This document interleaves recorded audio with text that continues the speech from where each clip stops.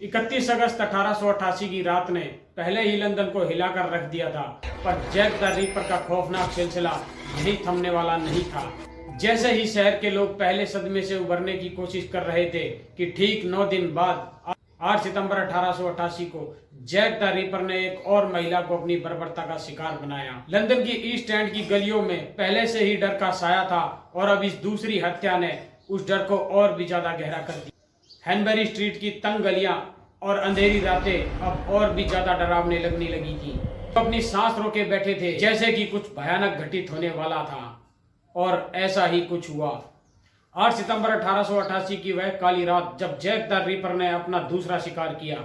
इस बार उसका शिकार बनी 47 वर्षीय महिला एनी चैपमैन, जो जीवन के संघर्षों से पहले ही जूझती एक गरीब महिला थी। उसका जीवन पहले से ही कठिन था और इस रात ने उसकी जिंदगी को मौत के अंधेरे कुएं में ढकेल दिया। हैनबरी स्ट्रीट एक भीड़ भाड़ वाला इलाका है। 29 नंबर घर के पीछे एनी का बेजान शरीर छत विचत हालत में पाया गया। उसकी गर्दन को भी बेरहमी से काटा गया था। उसके पेट को चीर कर उसकी आंतड़ियों को बाहर निकाल दिया गया था। जैक द रिपर ने इस बार और भी अधिक क्रूरता का प्रदर्शन किया था, जैसे कि वह अपने पिछले कृत्यों से कहीं आगे बढ़ना चाहता हो। सुबह होते ही जैसे ही स्थानीय निवासी जॉन डेविस ने अपने घर के पिछले आंगन में देखा, उनकी चीखें पूरे इलाके में गूंज उठी।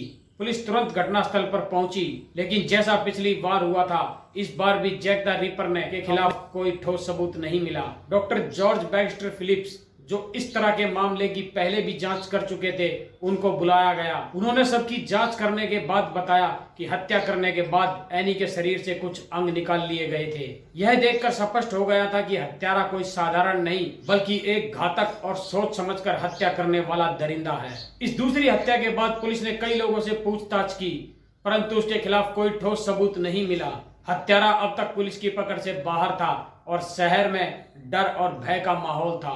जैसे ही दूसरी हत्या की खबरें फैली, लंदन के अखबारों ने इसे और भी सनसनीखेज बना दिया। अब हर कोई इस हत्यारे के बारे में चर्चा कर रहा था और जैक द रिपर का नाम भय का प्रतीक बन चुका था। मीडिया ने इस खबर का उपयोग ईस्ट एंड की खराब सामाजिक हालत को उजागर करने के लिए भी किया, लेकिन इसके साथ ही इन खबरों ने और भी ज्यादा भय फैलाने का काम किया।